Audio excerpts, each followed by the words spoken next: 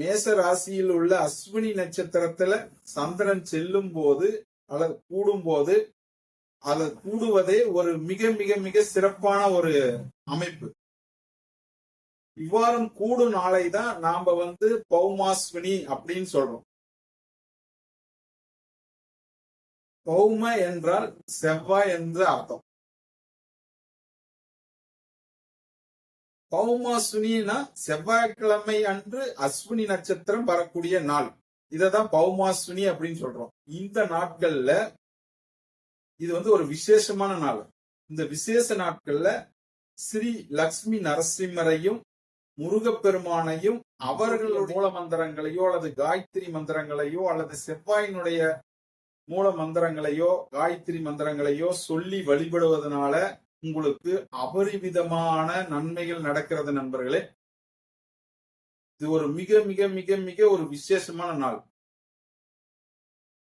அப்படி என்னங்க நடக்குது அப்படின்னு பாத்தீங்கன்னா, செவ்வாயினால பாதிக்கப்பட்டவர்கள், செவ்வாய் தோஷம் இருப்பவர்கள், அதாவது லக்னத்துல 7, 8, 12 அப்படி இருக்குல்ல செவ்வாய் இருக்கிறவங்க அல்லது ஜாதகத்தில் செவ்வாய் கெட்டு கிடப்பவர்கள், அதுக்கப்புறம் பாத்தீங்கன்னா விபத்து தோஷம், எதிர்பாராமல் விபத்து, மரணம், கண்டம் இந்த மாதிரி எல்லாம் செவ்வாயினால் ஏற்படுது இல்லைங்களா? இந்த மாதிரி விபத்து தோஷங்கள் விலகும். இந்த நாட்கள்ல நீங்க வழிபட்டீங்கன்னா ரத்தம் சம்பந்தமான நோய்கள் விலகி நல்ல உடல் ஆரோக்கியம் கிடைக்கும் நண்பர்களே. முக்கியமா உங்களுடைய கடன்கள் விலகும்.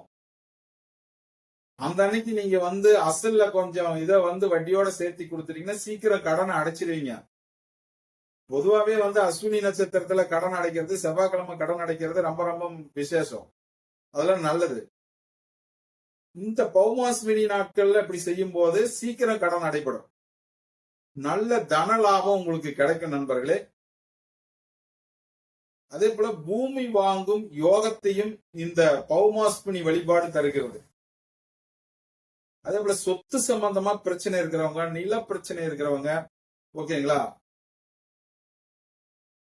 சண்டையாவே இருக்கிறவங்க, ரணமாவே இருக்கிறவங்க, இவங்க எல்லாமே பாத்தீங்கன்னா இந்த பௌமாஸ்வினி வழிபாடு செய்வது ரொம்ப ரொம்ப நல்லது நண்பர்களே.